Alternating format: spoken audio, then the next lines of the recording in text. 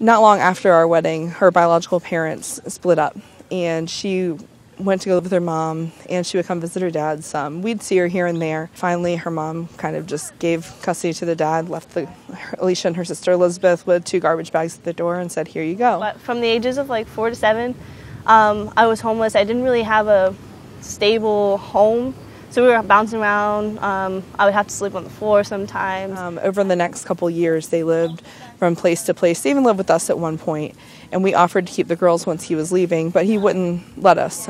We begged, please, just let us keep them. There are many nights I would cry because I just wanted them, because I knew what they were going through.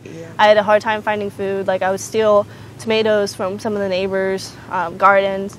It was a couple months after she turned 7.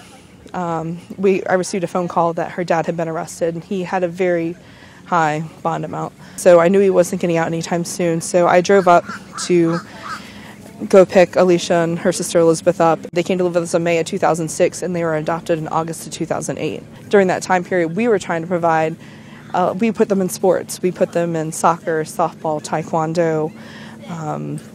They started going to church. We were just trying to involve them in as many things as we can. We even got annual passes to Disney because they had had such a tough time early on that we wanted to try and fill their heads. Even if they had to eventually leave us before we knew we were adopting them, we wanted to give them good, positive thoughts and show them what it's like to be loved and cared for every day. So I know how it is, like, to be hungry, and I know what some of the problems that they're going through. So I thought maybe if I could kind of eliminate some of the hunger for them, it would impact them. We get like storage baggies, and we get a bottle of water, an orange, little packet of M&Ms, and peanut butter crackers. And we kind of just walk around, find groups of people that are kind of like homeless, and we hand it out to them. There you go. Thank you. God bless you. Always use this stuff. Thank you very much, both of you.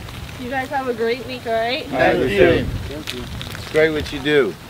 And now that it's getting hotter, I also add in some popsicles for them. They love them.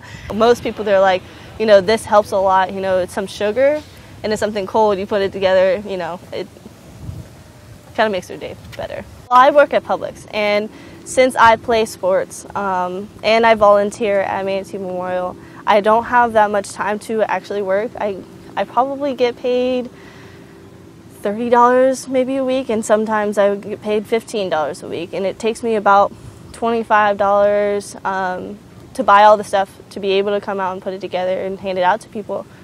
And sometimes it's really hard, you know, sometimes I have to go into my savings, you know, bring out some extra stuff I've been saving for at college to help fund, but I think it's worth it. It's very worth it to me. It's really been an eye-opening experience, and we've learned a lot about just the people in this area. We've learned about bus routes. We've learned about mental health. We've had a lot of talks about that. And given where Alysha wants to go in life, being a nurse and maybe hopefully one day a flight nurse, it's helping people, and I think that it's just leading her up. You know, she's learning to deal with different types of people in different situations, and it's only going to help her in the long run. So I'm not out here just handing out food. I help people kind of take that extra step to help them get a job or a place to stay. One of the ladies that we came across, she took some classes and she was able to get kind of certified to help other people. So, and the only thing keeping her from her job was scrubs. And so we knew a few people that we were friends with that had some leftover scrubs that they were trying to get rid of. Once I found her, I gave her the scrubs, and she was able to get that job, you know, start working. And now I think she has her own place, and she's doing really well. John and I have tried to make sure that we have continued to encourage her to do well in all things that she does. Academics, we expect her to have good grades. We have high expectations for her in sports. She doesn't have to be the all-star athlete, but we expect a good effort from her and to be a good sportsman or good athlete and good sportsmanship.